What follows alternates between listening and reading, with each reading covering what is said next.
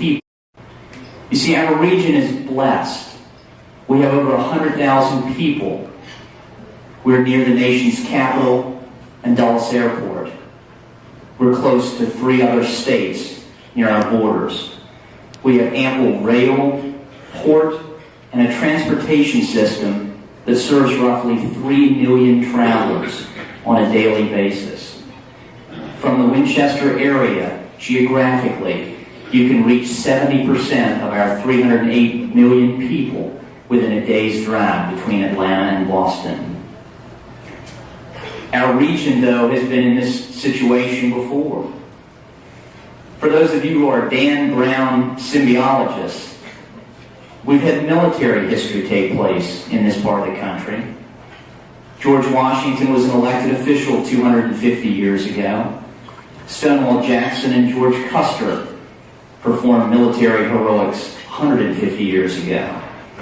We have architectural gems like the Hamlin Library, Bell Grove, and the Museum of the Shenandoah Valley.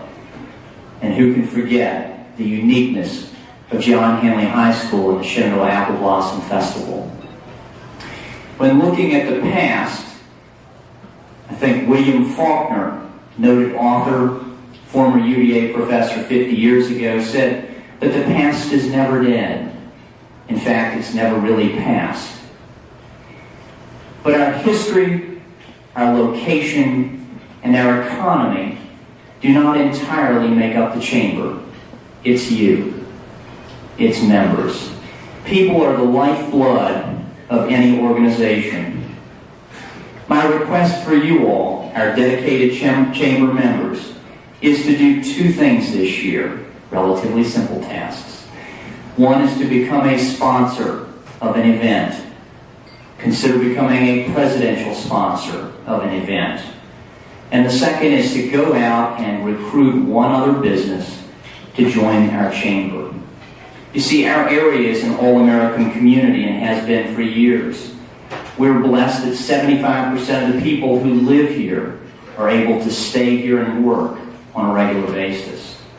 We have one of the top 100 hospitals in the country with 400 physicians nearby.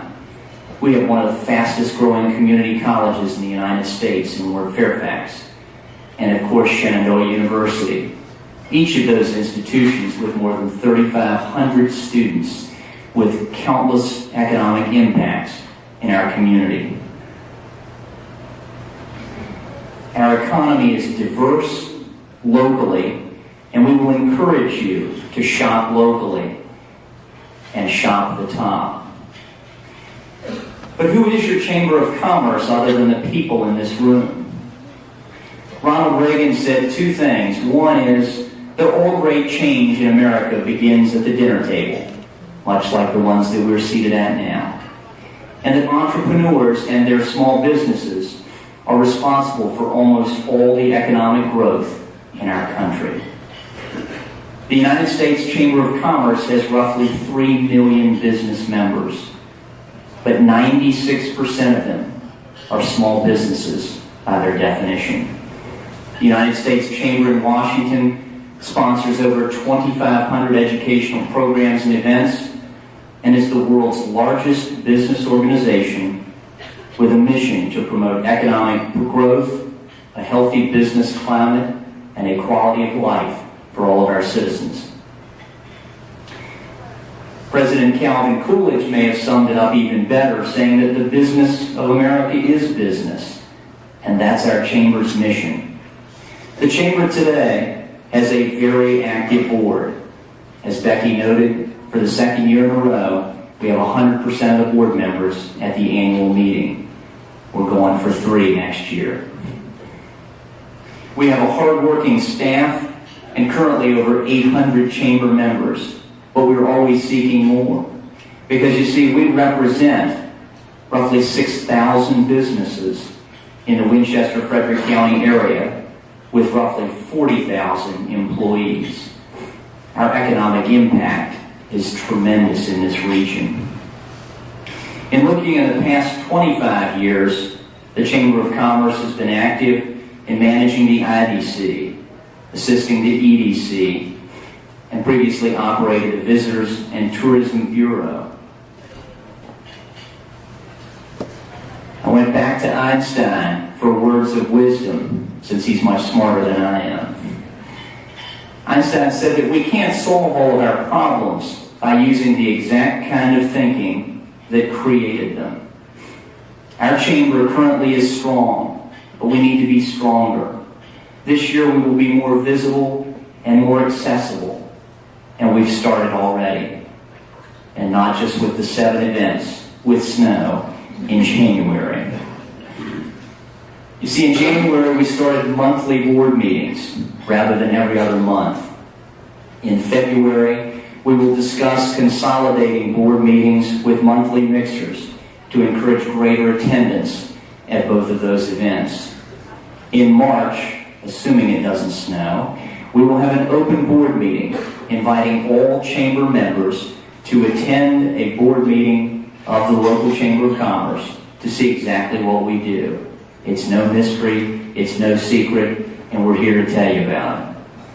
Finally, in May, we will encourage you all, members of the Chamber, to bring a guest to a mixer at EPS. Our board and our staff will continue to visit more businesses, and we will host 4 public policy forums this year, the first being on jobs and the economy. Looking back where we were in 1871, 140 years ago, we have come a long way, baby. When technology at that time included the Pony Express, the Transcontinental Railroad, the printing press, and the advent of the telegraph and the light bulb, we now have laser surgery, the internet, Facebook, and Twitter. We've come a long way.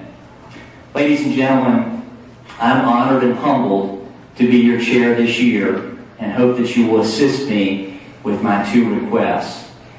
In closing, I wanted to say that I looked at a letter written by Andrew Jackson's mother, and she said to him, "I wish that you would remember and treasure up some things that I have already said to you. In this world, you will have to make your own way. Ladies and gentlemen, you will have to make your own way, but the Chamber is here to assist you." Thank you very much.